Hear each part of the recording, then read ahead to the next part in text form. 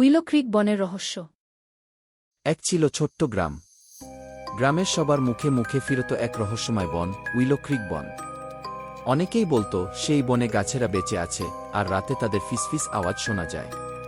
কেউ কেউ বলতো বনের ভেতরে কিছু অদ্ভুত ঘটনা ঘটে, কিন্তু সেই ঘটনাগুলোর সত্যতা যাচাই করার সাহস কোনো গ্রামের লোকের ছিল না। একদিন গ্রামের ৩ বন্ধু, ম্যাক্স, এমা আর লুসি, সিদ্ধান্ত নিল যে তারা সেই বনে যাবে এবং রহস্য উদ্ঘাটন করবে।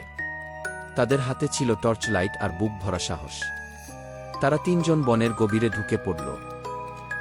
বন যত গভীর হল, তারা ততই অদ্ভুত সব আওয়াজ শুনতে পেল। গাছের ডাল ভাঙার আওয়াজ, মৃদু হাসি আর ফিসফিস।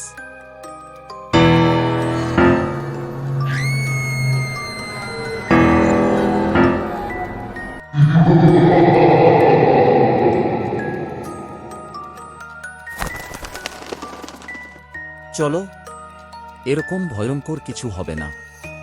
এটা তো শুধু একটা বন। আমিও শুনেছি, কিন্তু আমাদের ভয় পেলে চলবে না। আসো, দেখি কি রহস্য লুকিয়ে আছে। এটা তো কেমন অদ্ভুত। এখানে কেউ থাকছে না, কিন্তু আলো জ্বলছে। আমরা কি ভেতরে যাব? আমরা তো এখানে এসেছি রহস্য সমাধান করতে। চল দেখি। অনেক দিন হলো আমি কারো অপেক্ষায় আছি। তোমরা কি আমার সাহায্য করবে? আমি এই ঘরের সঙ্গে বাধা পড়ে আছি। এক ডাইনির অভিশাপ আমাকে বন্দী করে রেখেছে। এই অভিশাপ ভাঙতে হবে। তোমাদের একটি ধাঁধার সমাধান করতে হবে। সবচেয়ে অন্ধকার অংশে একটি চাবি রয়েছে, কিন্তু সাবধান, পুরানো উইলো গাছের নিচে কি আছে তা দেখে ভয় পেও না।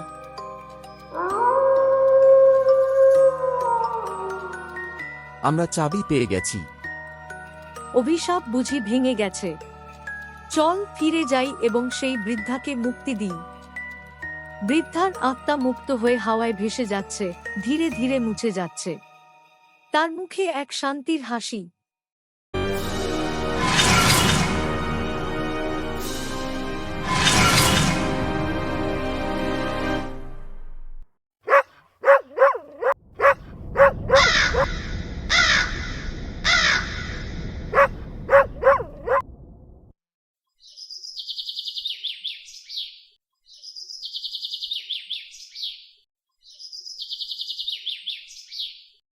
তিন বন্ধু নির্বাক হয়ে দাঁড়িয়ে রইল। তারা গর্বিত ছিল যে তারা বৃদ্ধাকে মুক্ত করতে পেরেছে। সেই রাতের পর থেকে উইলো ক্রিক বন আর ভয়ের জায়গা রইল না গ্রামের মানুষের কাছে। আর ৩ বন্ধু যখনই সেই বনের পাশ দিয়ে যেত, তাদের মনে হতো যেন বাতাসের নরম হাওয়া তাদের ধন্যবাদ জানাচ্ছে। তাদের মনে হতো বৃদ্ধা গান গাইছেন তাদের জন্য।